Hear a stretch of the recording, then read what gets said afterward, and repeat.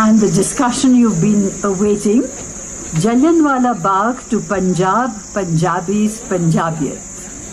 Kishwar Desai, Navjot Singh Siddhu and Kanwar Sandhu in conversation. We invite you please to come up to the stage.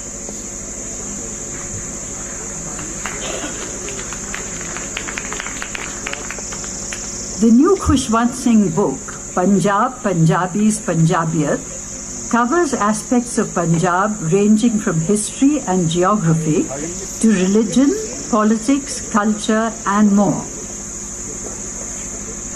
We have a high-powered panel to discuss this book, recently edited by Kishwar Singh's daughter, Mala Dayal. Kishwar Desai is author of Jallianwalla Bagh and chair of the Arts and Cultural Heritage, which has just set up the world's first partition museum. The quintessential Punjabi, Navjot Singh Siddhu, known for his quick footwork at the batting crease and his quick repartee on television, currently serves as the Minister for Local Government, Tourism, Cultural Affairs and Museums in the state of Punjab. Engaging with the panelists is Kanwar Sandhu. Kanwar is a Punjab MLA, former editor of the North Indian editions of the Indian Express and the Hindustan Times, with a keen interest in sports and human rights.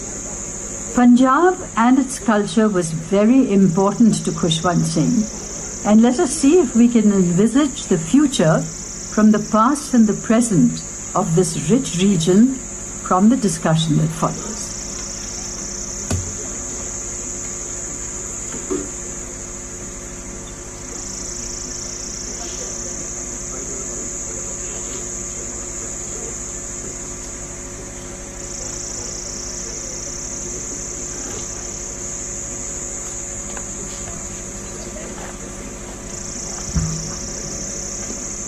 Good evening, ladies and gentlemen.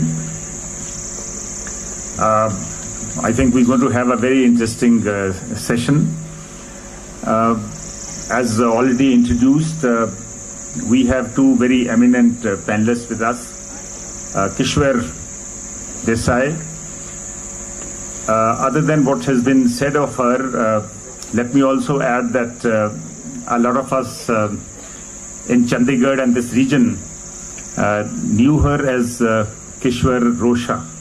That is how, as a young girl, she was known, and she had started off with the Indian Express as a reporter, and later, I think she launched the first Punjabi television channel, Tara TV, and then she went places, and the book that we will discuss today is written by her, Jallianwalla Bagh 1919, the real story.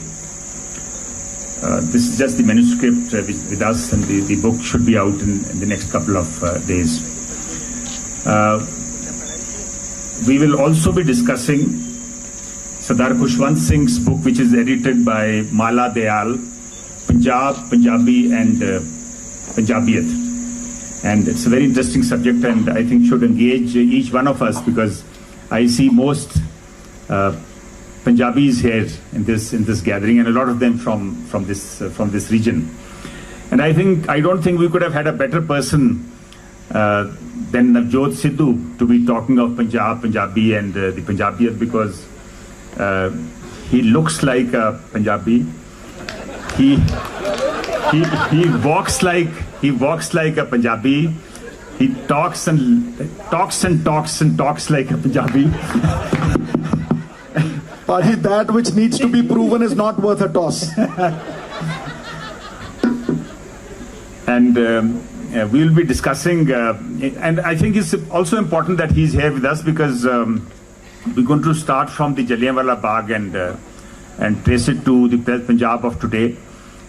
He has been representing Amritsar as an MP and as an MLA for God knows how many years now. I think even he must have forgotten how many times he has represented Amritsar. And now he's a minister in Punjab and the Minister for Culture Affairs. So it's important that he's here with us today. And then also we will try and discuss the future, as was said, that we'll try and envisage the future from the present and the past. Kishwar's book is very interesting because though it comes almost 100 years after the tragedy, but it brings a lot of new facts before us.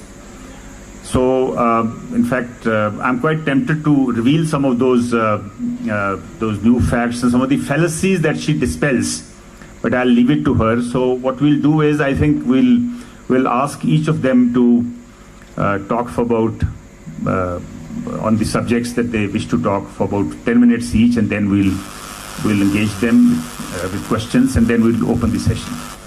Kishwar, can you tell us what really made you attempt this book, which is the subject is almost 100 years old, and what are the difficulties that you must have faced, because there are apparently no survivors of the tragedy. So you must have been handicapped by the fact that there are not much fresh evidence. What are the new facts that you have been able to bring out? Thank you, Kamarji and Siddhu. As always, great to be with two very well-known personalities of Punjab, and thank you for having this session and for including me with one of our greatest writers. I'm very honored that we're going to be discussing these two books in the same panel. The reason why I decided to write this book was, Kanwar, what you mentioned was that, we are at a point in history where it is 100 years, but we actually do not know the full facts about Jallianwalla Bagh, because so far, most of the history of that period, unfortunately, especially about this particular incident, has been written by Western historians, and it has been written mostly from the point of view of, things like who was General Dyer, how did he plan this, his biography. They give too much emphasis to things which I feel are quite irrelevant because of the situation that had been created in Punjab in those horrible 3 to 4 months just prior to Jallianwalla Bagh, the massacre, and what happened afterwards. And indeed, I was shocked because there were so many things that I didn't know. For example, the bombing which took place in Gujranwala, the whippings, the public hangings, everything which was done to the people of Punjab. They were made to crawl, they were stripped, they were tortured, and there are so many things which happened, particularly to the people in Amritsar. Amritsar was under siege. It was people there were trapped in that old city. They could not leave without passes. They had to beg the British in order to get even simple things for themselves, simple kinds of security for themselves, for their families. Many of them, all respectable people, you can imagine all the doctors, lawyers, etc. They were all jailed. And of course, we know about the infamous crawling order, etc. The reason I took up this particular book, actually, apart from all these things, was that we came across, when we were working on the Partition Museum, a set of photographs which I had never seen before. These were photographs of undivided India, and they were dated 1919, and they showed all the buildings that had been burnt during the riots, which took place mostly just before and after Jallianwalla Bagh. I was unaware of this. I didn't know that this was such a huge uprising, because this was the response to Gandhi's satyagraha, against the Rowlatt Acts, which were being imposed, which are very cruel acts under which people could be locked up without any recourse to justice. And the people of Punjab were so strong. I mean, they stood up to all kinds of atrocities. They fought back, and the repression was equally strong. Why has this story not been told in entirety? I can only say that it was one clever way for the British to get out of it, by putting the blame on one man. They did not want to say that the system was rotting, that there was of course, we all know about the Lieutenant Governor O'Dwyer at that time. He had a terrible, cruel system that was manifested at that time in Punjab, where, it was a kind of a free-for-all, especially after martial law was imposed. And I want to say one thing, which I didn't realize, was that they had already declared a state of war in Amritsar on the 11th. The massacre happened on the 13th, but actually they had already declared war on Amritsar, the British, on the 11th itself, 11th of April. Therefore, the army started coming in, all kinds of repressive measures started taking place, etc. And on the 10th, people had reacted because Gandhiji was arrested. He was not allowed to enter Punjab. And Kichlu and Satyapal, who were the local leaders in Amritsar, were tricked and jailed. So people were protesting. They were fired upon by the British. More than 20 to 30 people in Amritsar were killed, even on the 10th of April. And after that, in retaliation, they burnt down a few buildings and killed 5 Europeans. Because they killed those 5 Europeans, the kind of repression they had to undergo over the next 3 months was horrible. The price for the lives of those 5 Europeans, according to the British, was equal. Each one of them, at least 1,000 had to be killed. So it was like it was totally pre-planned, which is what I discovered, the way it was done. And Dyer was actually brought in to execute this. It was not that he walked in and he had this brainwave. It was all very carefully planned. And then what happened afterwards was a systematic, it's not that they stopped there. The people who attended the Jallianwalla Bagh conference, where, they were having a sort of a meeting. On the 13th. Hello? Not the mic? All the sound is gone. Hello? I think there is that sound. Yeah.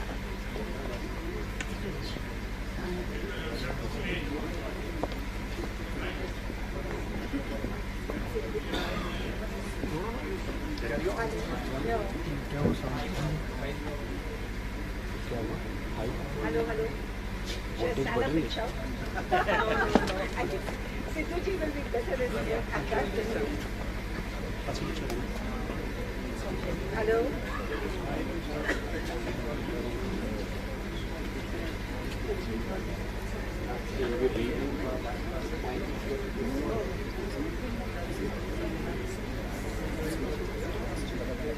This works.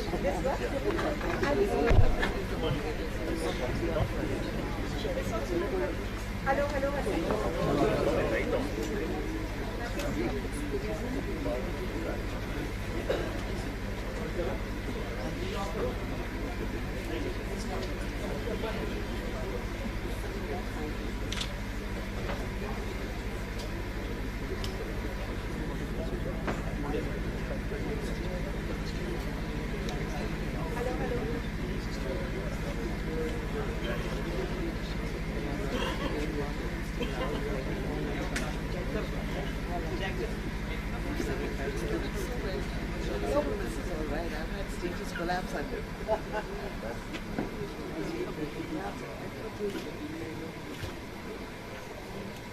Can you hear us at the back if we talk like this?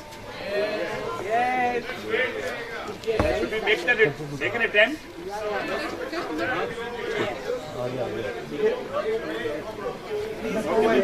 बता दीजिए It's on now. The system is on now. You can try, please. Just no. Just 2 minutes more. Only 2 minutes more. Kishwar, 2 minutes more. Has it come? Hello. Yeah.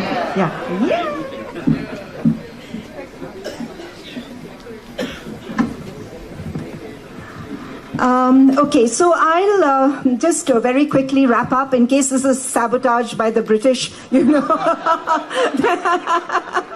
I can see a lady there shaking her head very vigorously.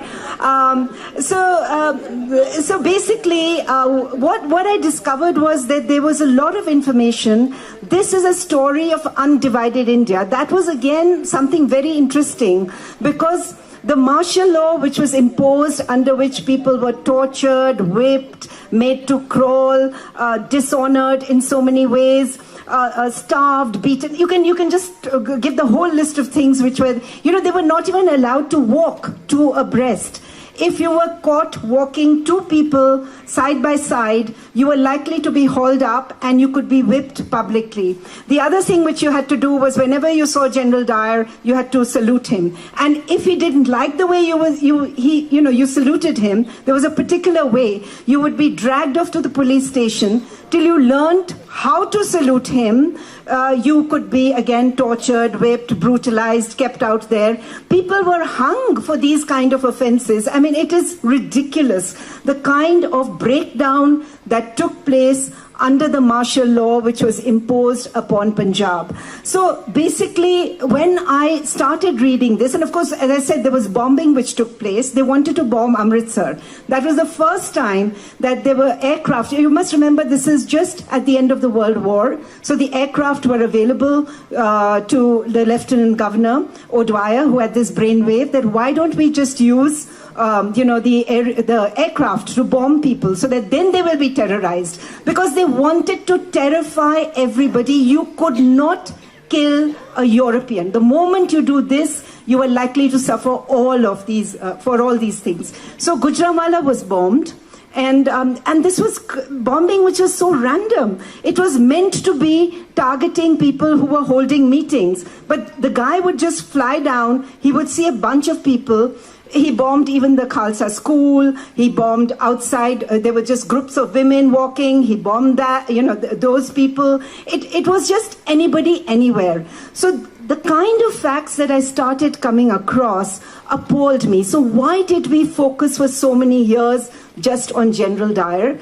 As we now realize, it was the British way of trying to tell us it was only this one guy who ran amok. Actually, we are very good people. We are totally, on your side. We look after you. Our justice system works. Everything works. But it did not. It had completely broken down. So the reason I wrote this book was also because I was very angry, very upset. And I felt that why don't we share this? And of course, as Siddhuji knows, we have also put up an exhibition, because we found that there was so much material that was not known, including the martial law orders. You must read those orders. They are up right now in the Partition Museum, and some of them will really scare you. They took away the cycles. They would not allow people to own cycles. They took away the motor cars because they wanted to actually destroy the middle class. Why? Because it was the middle class, the professionals, the doctors, the lawyers, who were now rising against the British. And they were very scared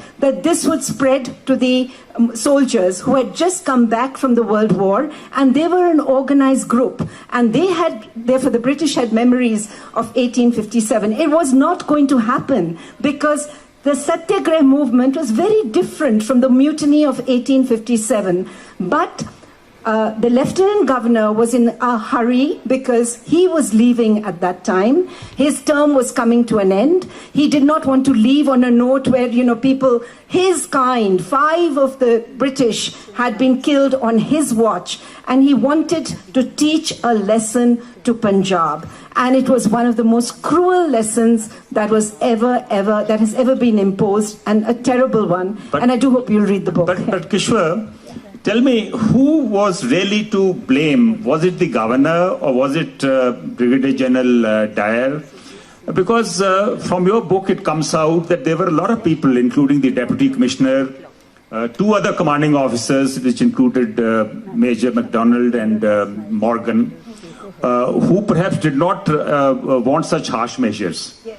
So who really was the man behind it? Undoubtedly, it was Lieutenant Governor O'Dwyer, because it was, as I said, his term was coming to an end. He did not want to leave on a note where people were saying there are disorders happening in Punjab. Mind you, the disorders were happening elsewhere as well, because there was another thing we must remember, that when the Satyagraha movement took place, and this was Gandhi's first large Satyagraha movement after he came back from Africa. So when the movement took place, there was rebellion not only in Punjab after his arrest, there was also in Ahmedabad, there was also in Bombay. These disorders took place right up to Burma, because the Satyagraha was right across India. But the worst repression and oppression took place only in Punjab. Why? Can I just answer that very quickly? It was because Punjab was very key to the British. They supplied the cannon fodder. They supplied the soldiers. So when we say, oh, India's contribution to the world war, we must also remember, please read my book, how these men were recruited. It was not like they were all coming and saying, I want to be in the British Army. They were actually, there were large jagirs given to people who used to go out and literally recruit these men. They were paid to recruit. Can you, Kishwar, also share with us the kind of a reputation that Brigadier General Dyer enjoyed before he was brought to Amritsar?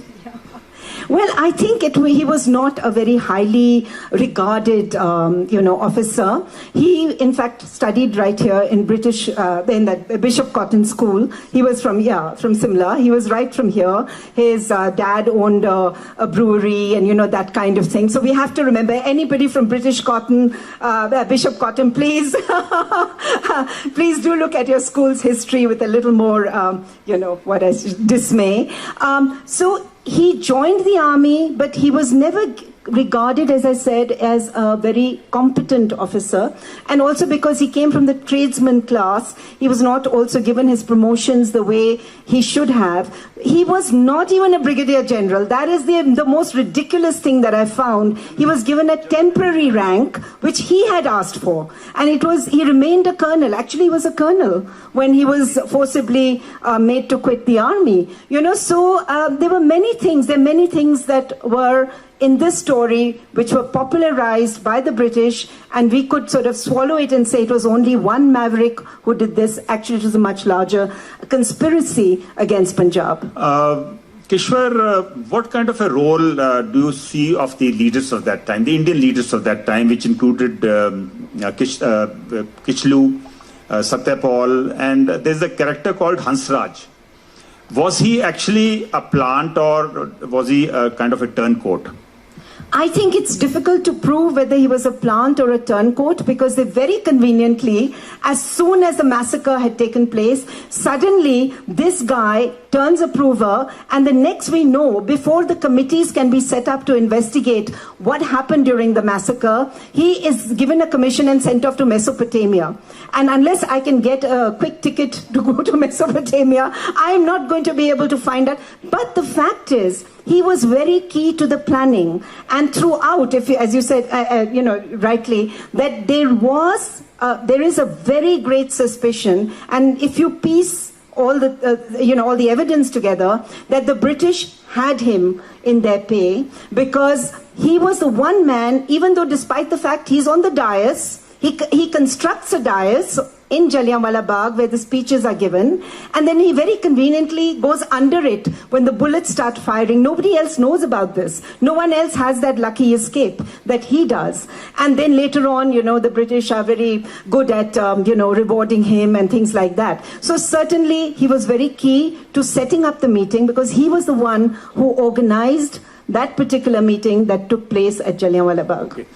Now, Kishwar, since you've been based in Amritsar because of the museum for some time, a lot of people tend to compare, even Sir Khushwant Singh in his book has talked about it, tend to compare the 1919 tragedy with what happened in 1984, the military action at Darbar Sahib. Do you see any comparisons, any similarities? Well, certainly one of the things which astonished me was that was the first time the bombing around that area, around Golden Temple, was considered, because the British wanted to bomb Amritsar. And there was a person who stood up, and it's in the book, who said that please don't do this, because if you bomb the Golden Temple, you will lose the Sikhs. And losing the Sikhs was the nightmare for the British, because then they would lose their martial races, as the Sikhs were called, and that's why they were very important to them, and that's why they didn't do it. So there are some similarities, and it is a tragedy, really, that all of this takes place within a stone's throw of the Golden Temple. So the treatment of the people, yes, as happened in 1984, but of course 1984 there are many other things, because there were people inside the Golden Temple who were not, who were also terrorists and things like that. Here the people were not terrorists, yet they were treated like terrorists. They were made to do things which demeaned them completely, so that their spirit would be broken. And this is the wonderful thing about the Punjabis, that nobody, including my own family that was there, nobody spoke about it. Just like they did not speak about the partition, they picked up the pieces and they carried on. Nobody really went out of the way and said, this is what happened to me. So those stories actually, I have got quite a few of them in this book, the eyewitness accounts. We were very fortunate that the Indian National Congress, as well as other members at that time, including Gandhiji, he headed that committee. He was not part of the Congress at the time when he called for the Satyagraha, but he was part of the subcommittee that went around interviewing people. And so those eyewitness accounts are chilling, because that is the first time you hear of what people actually went through. And these accounts these are of undivided India. So they are accounts from Lahore, from Gujranwala, from Kasur, from, yeah. Thank you, Kishwar. The other similarity that I did see was that in 1919, this tragedy happened when people had gathered for the auspicious occasion of the Baisakhi. And the 1984, unfortunately, that happened when people had gathered, a lot of people had gathered because of the martyrdom day of Guru Arjan Dev. So I think that is what led to a lot of the toll being very, very high. Navjot, since you're the culture minister now, and next year happens to be the centenary of the Jallianwalla tragedy. So what are the kind of plans that you and your government have for the centenary? Paji, good intentions die unless they're executed. There are 250 plans that you can make. But if the government doesn't give you permission to execute those plans, because the Jallianwalla Bagh Trust is headed by the Prime Minister of India, 6 or 7 very elite people, you could call them the top bureaucrats or the top politicians that the country's ever seen. Now you don't have, as Punjab government, you don't have permission to touch the Jallianwalla Bagh, or to revamp it in any which way, or to resurrect it, because for the last 8 to 10 years, not a single penny has been spent on the Jallianwalla Bagh. The Honourable Chief Minister told me that we need to prevent and prepare rather than repent and repair. Time is like money, you can only spend it once, and it doesn't wait for anyone. So we've just got 6 months left for the 100 years centenary.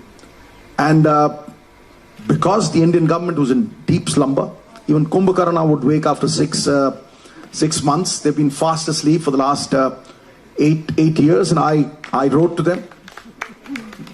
So do you mean to say that you at your level, the government can do nothing about it? No, you can't. See, because the trust gives you the permission. We've written to them for the last 3-4 months. I've written 4 letters, which he knows, that we already have 30 or 40 odd crores. That it's not about the money, it's about the passion that you exude for the Jallianwalla Bagh. And let me tell you, when I took up as culture minister, I noticed certain things that I'd been noticing for a long, long time now. See, the Jallianwalla Bagh, whenever you enter it, it's a solemn occasion. But when you look at almost 80% of the people who come there, they come there for a picnic. Goodness gracious me. I mean, it's like going to a funeral and laughing over there. How can you do that? I mean, there are about 80% or 90% of the people who walk into the Jallianwalla Bagh and they don't have a clue that what happened. They've never connected to those roots. So it is our duty, and the best way to discharge a duty is to dispense with it. It is our duty to tell them that this is what happened. These are the martyrs. These are their names. This is how this is how we will honor them. And this is how, brick by brick, our independence was built on sacrifice. And that we have failed to do. Let me tell you, there cannot be any fruit without the root. We have not even gone close to our roots, and those who come to the Jallianwalla Bagh are unaware of all this that she said. I mean, I would know about 60%, but when 90% walk into the Jallianwalla Bagh without knowing the history of the Jallianwalla Bagh, it's a sad state of affairs. Absolutely, it is a sad state of affairs. Now we're going to move on, and we're going to also discuss the broader subject, which is Punjab, Punjabis and Punjabiyat, the book written by Kishwar Singh and edited by Mala Dayal. I wish Mala was here because she would have been an ideal panelist. To set the tone, what is Punjab? How was Punjabi language enriched? And what exactly is Punjabiyat? I think this has been summed up beautifully by the famous poet from Punjab, Surjit Patar. He had said, I'm sorry, I'll have to break into Punjabi once in a while because you're discussing Punjab and Punjabi. ये पंजाब कोई निरा जोग्राफिया नहीं, ये पंजाब कोई निरा जोग्राफिया नहीं, ये एक गीत प्रीत ते इतिहास भी है, ये एक गीत प्रीत ते इतिहास भी है, ये एक फलसफा सोच ते एहसास भी है. Not just a piece of geography, it's a feeling. You have to feel, get that feeling only if you have that, if you can think about what Punjabiyat is. Navjot, before partition, Punjab was one. And now today we have two Punjabs. There is the Lenda Punjab, the Punjab on the sunset side, which is the Punjab and Pakistan, and the Punjab, which is the Chadda Punjab, which is our Punjab, which is on the sunrise side. Now there are two different nationalities, yet there is an affinity of sorts. You just been to Pakistan.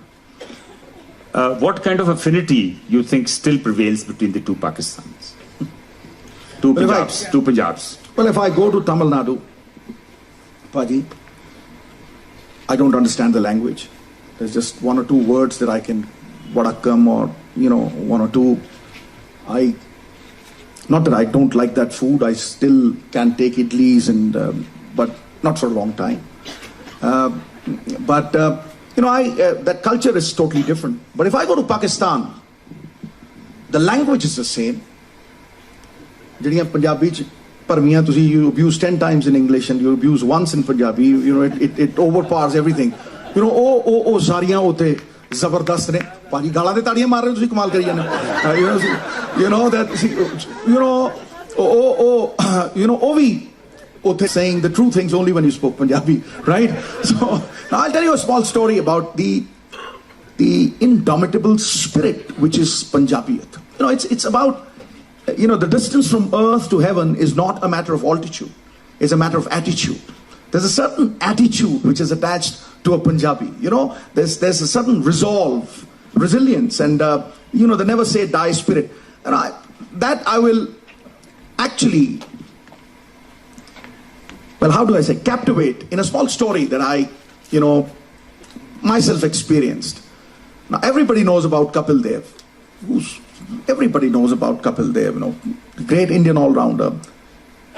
No better person to actually radiate the spirit of Punjabiyat. Now, Kapil Paji knew almost everything. He could do everything with the cricket bat or the ball, great all-rounder. But he would murder the English language. He didn't know how to speak, Punjabi. Look, the Vedas say, सोने में सुगंध नहीं, गन्ने में फूल नहीं, चंदन में फल नहीं होता, राजा दीर्घजीवी नहीं होता, विद्वान के पास धन नहीं होता, किसी को मुकम्मल जहां नहीं मिलता, कहीं जमीन तो कहीं आसमान नहीं मिलता. So it's not. ਹੁਣ ਕਹਿ ਦੋ ਭਾਜੀ ਹੁਣ ਠੋਕ ਦੋ ਤਾੜੀ ਕੋਈ ਪਰਵਾਹ ਨਹੀਂ so he had this limitation, I would say, the limitation. So he sets this world record. He takes 9 wickets and there's total euphoria. The whole world, in those days when we played a test match, there was this rest day that we used to have, right? And the world is euphoric. Almost 250 odd journalists from different countries, from West Indies, from Australia, from all those countries are actually converging on to Ahmedabad, and the rest day is coming. Kapil Paj is pompous and he's at his best. Matlab paate khaan bade hue Paji. And suddenly the invite comes that there has to be a press conference with Mr. Kapil Dev. And it's got to be in English, obviously. I mean, So I walk up to him. I say, Paji, ke kal press conference hai uthe. I'll give you a better option. Meenakshi Shishadri di picture lagi hai. Hero. मैं कहा चलो तुसी hero आप उत्थे चलिए बच बचा जावांगे क्योंकि उत्थे बाउंसर बजने हैं अंग्रेजी आनी है. So he looks at me and he looks at me and he says, सरदार कमला हो गया. मैं कहा नहीं भाजी. कहना मैं वट कर दूं. This is exactly how he says. If I actually distort it, then I'm not doing justice to Paji. And only pits on the air. कहना मैं वट कर दूं. And he knew nothing about English. His English, let me tell you, this is exactly how Yashpal Sharma and Kapil Paji, they sailed in the same boat, the Titanic. When it came to the English language, you look at the competition that they'll have, right? So we are traveling in a bus. Chal bhai Yash, teri meri competition. Lao ji. A for apple, B for balla, C for kutta, D for dollar. This is how they competed. Goodness gracious me. So, we start off and मैं कहा पाजी कल bouncer बजने हैं. What कर दूं कोई गल नहीं. And I'm thinking you don't murder a man who's trying to commit suicide. So I said okay, fine, fair call. We go there, no problem. We walked up. There was a small podium. 150 people that could have actually withstood the capacity of the hall, and there were about 300 people of them. ਤੂੜਿਆ ਪਿਆ ਸੀ ਜਿਵੇਂ ਕੁੱਕੜ ਤੂੜੇ ਹੁੰਦੇ ਨਾ ਉਦਾਂ ਮਤਲਬ ਉਦਾਂ. This is original Punjabi. This is what a Punjabi stands for, right? And the ordeal began. मैं कह ला भी मर गए पाजी हुण नहीं बजदे. And everywhere I looked, suit boot, hi, see, मैं कहा hi तो मर गया काम, हो गया काम. As a Punjabi, I was thinking कि काले अखरां वाले कार्ड छपण के दुखी दे देना सूचित किया जाता है भाजी चढ़ के घोड़ी. And the questions are fired. Suddenly, the ordeal began. Mr. Kapil Dev. Hanji, he says from there. Why is it that a country of 1 billion cannot produce another fast bowler? Why is it that India cannot produce another fast bowler, Mr. Kapil Dev? Why is it that dibbly-dobbly Madan Lal is bowling from the other end? Khatak, 6th or 7th time, but the same question is asked. Mr. Kapil Dev, why can't we produce another Kapil Dev? So he gets up. Ladies and gentlemen, I go, lady the ai koi nahi paji. Well, I mean, takke naal angrezi. You see, I'm sitting there, Ladies and gentlemen, and the question is again, Mr. Kapil Dev, why can't we produce another Kapil Dev? So he looks at them, smiles. He says, my mummy is 62 years old, my papa is dead, you can't produce another Kapil Dev. Goodness gracious me, you can't.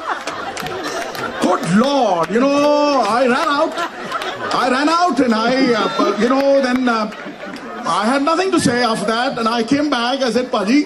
So he says, Sardara, koi sawal aur puch raha, main marna hai, Paji, kehne sawal puch ke. Good.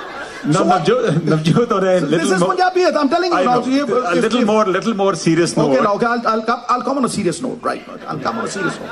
You take me on whatever tangent you take me, I'll go on that tangent, right? Now, on a more serious note, you just been to Pakistan. Now, there are two questions. One is, do you think this affinity that exists, prevails now, that has persisted so far, you think it will continue to the next generation? One. Second, your Jaffi there, I think it has been much talked about. My do you regret having done what you did? My Jaffi was no conspiracy. It was no Rafael deal. Good Lord. I mean, a Jaffi, I mean, a Punjabi will... See, I did a Jaffi with you. Is it a conspiracy or what? I mean, if somebody tells me that Baba Nanak da langa, Kartarpur Sahib da langa, asi kholan nu tiyar hai. And, they've reiterated, they've said it 400 times, that asi tiyar ha, Kartarpur Sahib da langa kholan li, te Maharaj, main Jaffi with Papi paunga dwara.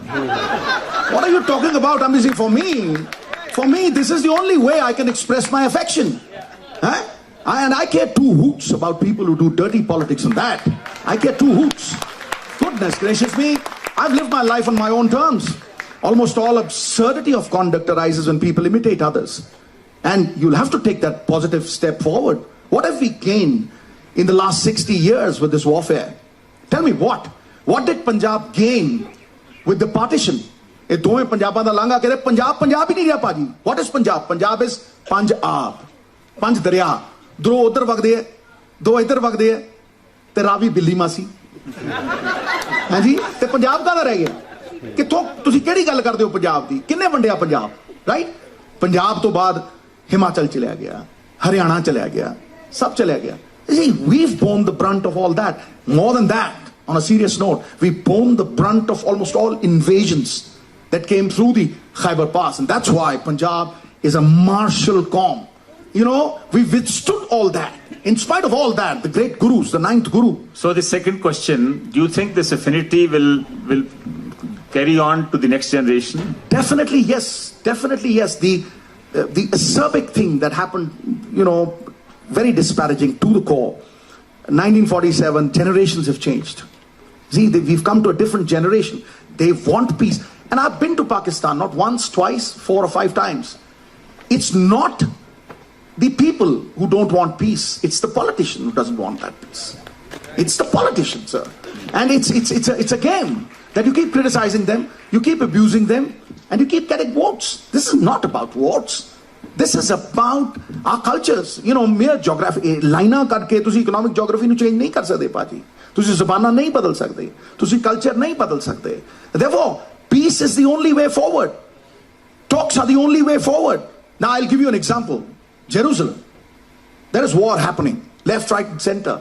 The Christians go to the Church of Christ. The Jews go to the Wailing Wall. The Muslims go to the Al-Aqsa Mosque. And I'm very proud that the government of India sends almost 1 lakh Muslims to pray at the Mecca. Right?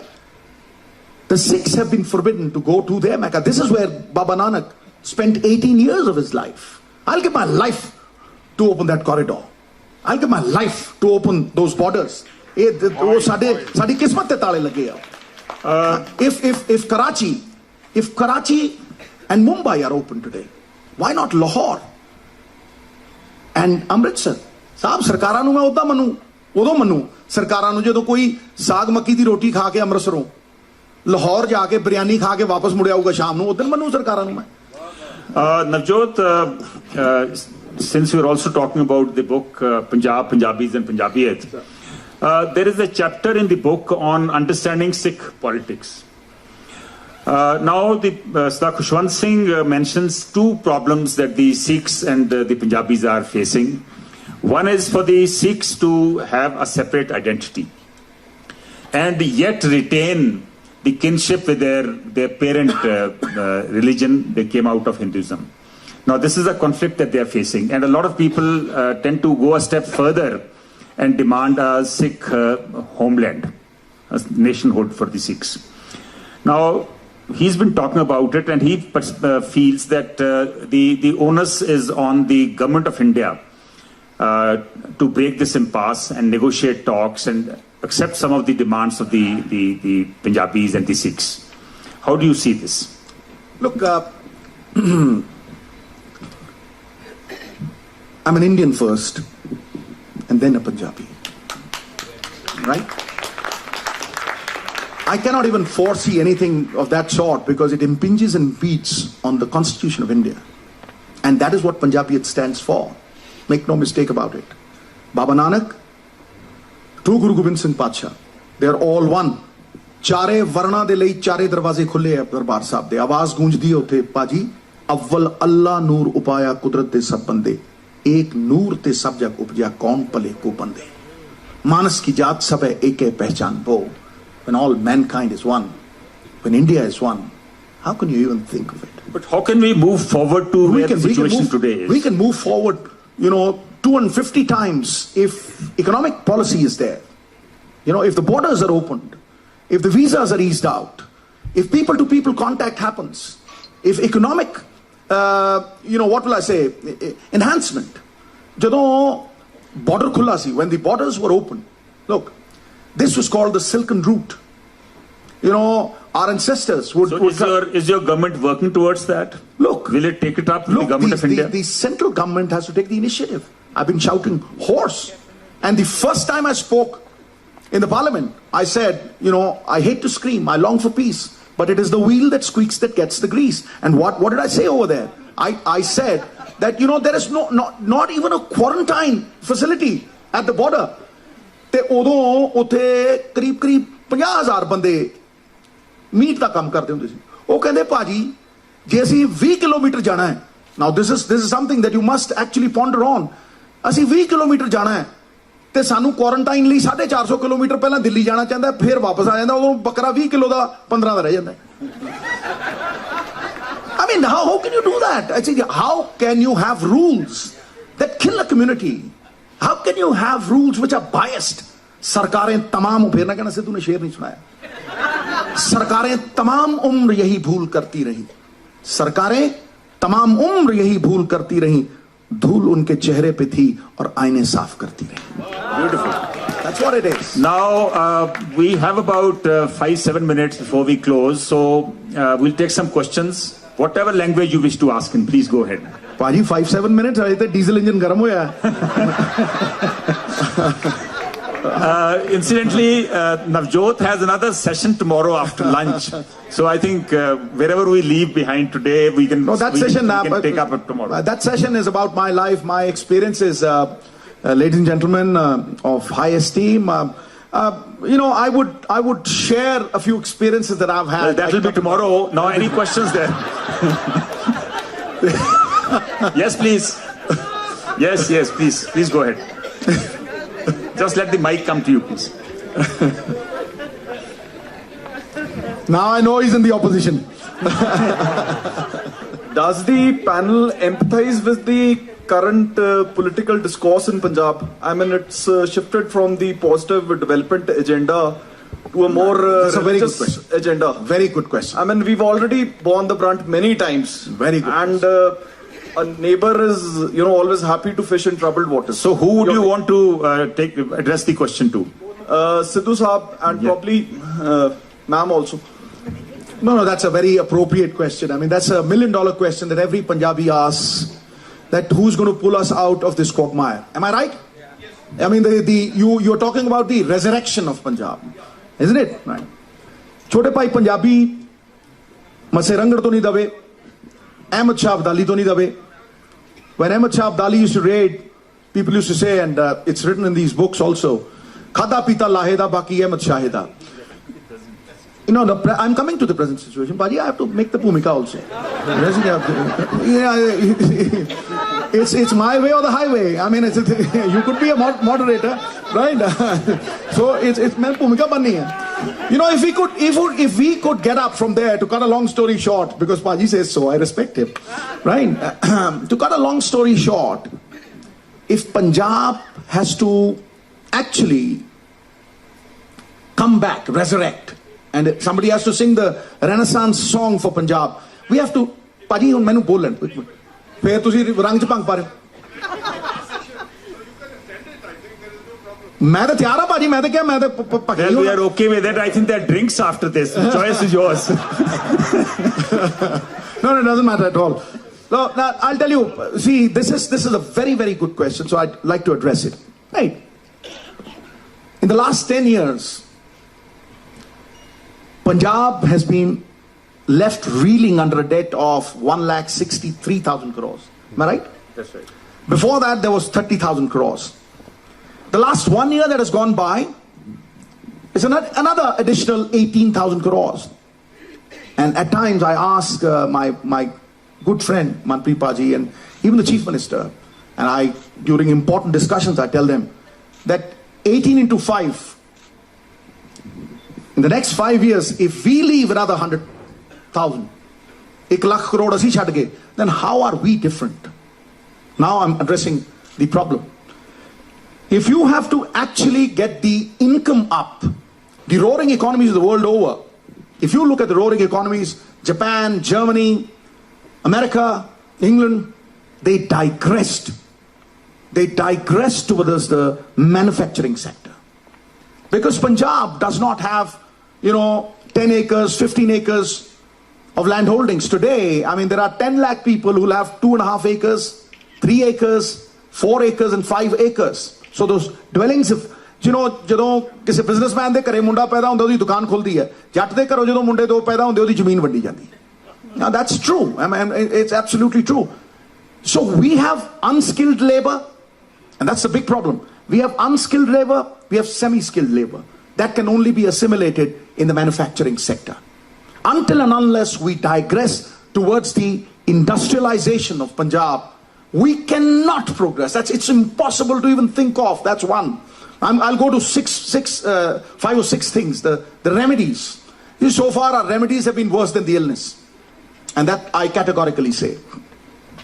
We have a single window system in Punjab. But behind that single window, there are 56 that open. If somebody applies for an industrial endeavor in Punjab, he will go around for 6 months and he will never be able to solve that jigsaw until unless 10% seva and 90% meva. Right? That has to be solved. We've come out with a new policy. People have to be facilitated. We have to win the trust of the NRI, people who love Punjab, for them to come and invest in Punjab, because that only will actually generate jobs. And as a resurrector, that's one. How can the income improve? Tamil Nadu, at the moment, from its excise policy earns 32,000 crores. 32,000 crores. The Punjabi sukhna lek jini daru pi jande hai. We are actually, our consumption is double. And we earn 5,000 crores. They grow at 15%. Telangana has 17,000 crores. That's one avenue. Sand. People like, Haryana, Telangana, they've got just one river. Just one river. They earn 15,000 crores, 17,000 crores from sand mining. For the last 10 years, we are just earning 30 crores. There are solutions. There are write-ups. We could go up. Let me come to the end. I think the question was, Navjot, the question was slightly different. I think that's the point. You see, I'll tell you, the question basically was the present politics that is happening in Punjab. It appears that we're going back into the quagmire, and what needs to be done. I think what needs to be done primarily, to address your question directly, then Navjot, you can add to it, is that I think the rule of law has to prevail. Let the rule of law prevail, let the guilty be punished, and then the other issues, we can move on to the other issues. That's what I feel. Drugs and all that, listen, the fear of law, as he says, that's a different aspect. Punjab has to actually gear up, and this nexus which is there between the police, the politician and all those, that has not been cured. And what has not been cured has got to be endured. We are enduring. Should we take the next question? Okay. Yes. Take it. So we'll come to you, please. Yes. Hanji. नहीं मैं सुन रही है. Hi, I have a mic. Can I speak? Sure, ma'am. Yeah. My question is a very short one to Kishwar. And my question is, how are you planning to bring your discoveries, which I agree are very important, how are you planning to bring them to the attention of the British in Britain? Thank you for that. We are, as I just said, that I've written this book, which I do hope is also going to be published in the UK. But apart from that, what we are doing is a series of things, which Siddhu ji also knows about, is that we have set up an exhibition already, which is attracting a lot of people at the Partition Museum itself, where we get a lot of people from all over the world. But this exhibition has been invited, as a matter of fact, to Manchester Museum, where it's going to be set up for almost a whole year, talking about what happened in those terrible 3 to 4 months in Punjab in 1919, including the massacre. It's going to be set up in London. It's also going to be set up in Birmingham. My husband is also organizing a debate in the House of Lords. As you know, that the House of Commons had actually denounced Dyer, but it was the House of Lords which had exonerated him. So being in the House of Lords, he's now organizing a debate there, and hopefully that terrible record will also be rectified. And on that day, on the 13th of April, we are doing a special function in Parliament where all these exhibits will be put up there so that the parliamentarians can themselves see what they did to India. And a lot of them do not know. This is the strange thing, that a lot of the British actually do not know the atrocities that they committed. So we need to make them aware of that. Yes, please. Anji, Siddhu sahab, mera ek nikka jiha sawal hai.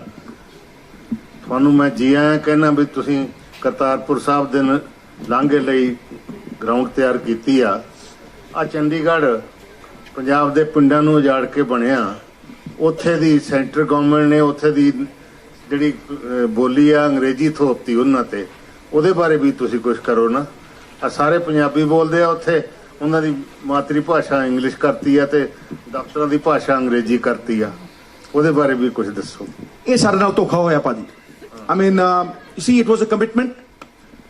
The Reorganization of Punjab Act 1966 clearly said, and that is how we are different from the other union territories. It clearly said that the officers will be 60-40 ratio. Punjab will always be 60. Now, there's been a recent notification from the government of India, which has come in September, and Paji, you would agree on that. And he's one man who's raised it always. That actually intends, under the garb of, softness, intends to take this right away from Punjab by comparing Punjab to the other union territories. Right?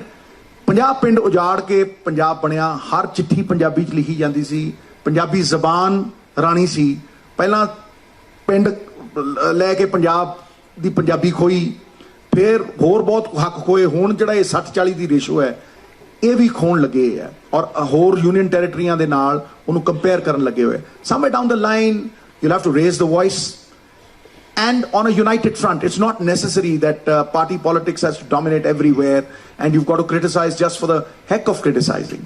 So you have a very valid point. We are all with you, and almost every party in unison stands for Punjab and its right over Chandigarh. Absolutely. I think all parties have raised this issue. Yes, please.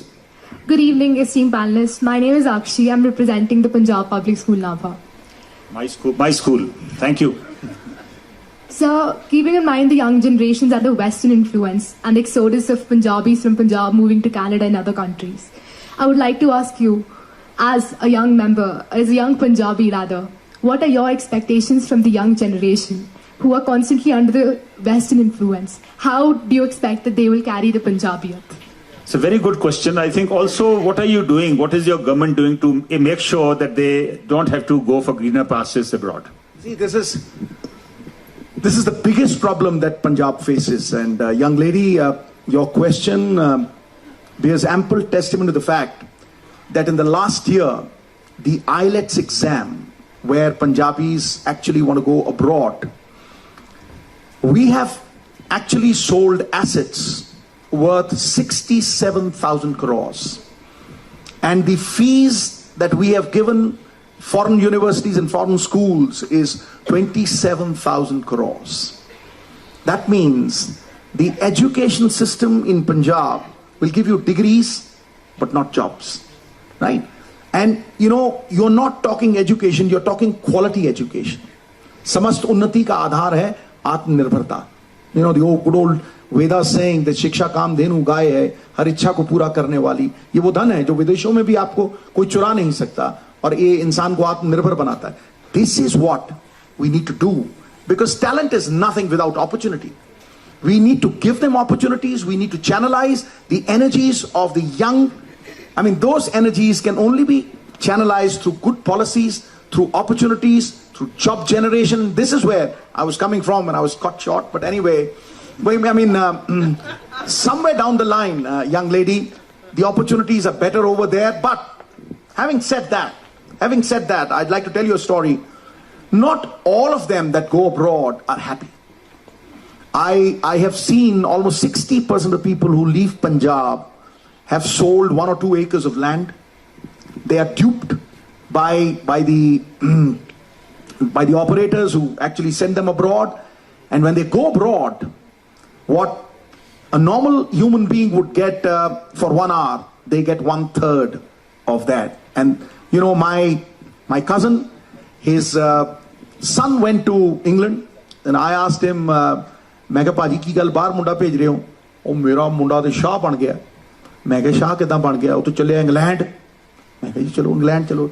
And his name was Gurjant. Now listen how things come back.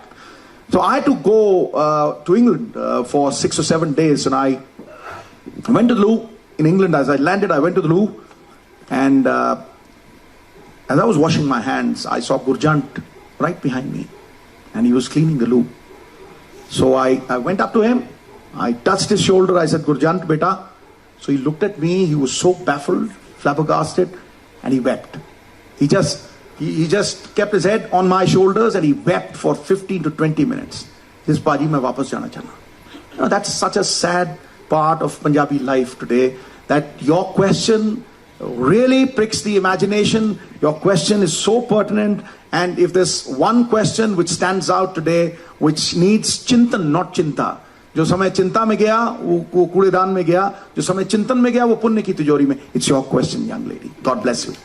Since we've already overshot the time, I think we'll let to end here now. One question. We're going to upset the. Okay, going to upset it. Okay, but I'd just like to. The program after this. This is not a question. Actually, it was just. You can address it tomorrow when clarifying to Mr. Desai that when she mentioned and you talked about the similarity between 1919 and 1984, it is a subject that we've all been discussing. Kanwar, of course, knows that we've had this long time in Chandigarh. Now, we've always been asking for a white paper or a truth commission or a fact-finding commission. Recently, even Mr. Natwar Singh has come out in his book to say that this was a mistake made by the then Prime Minister. So to say that, the attack on Darbar Sahib is, in a way, justified, is not really correct. I think that we do not get a fact-finding commission on it. Or a truth commission, I don't think we should pass it off by saying that there were people there who had to be flushed out and therefore justify the attack. I don't think. Coming down I don't think Kishwar. No, I don't think Kishwar had said that. Okay. She only brought out.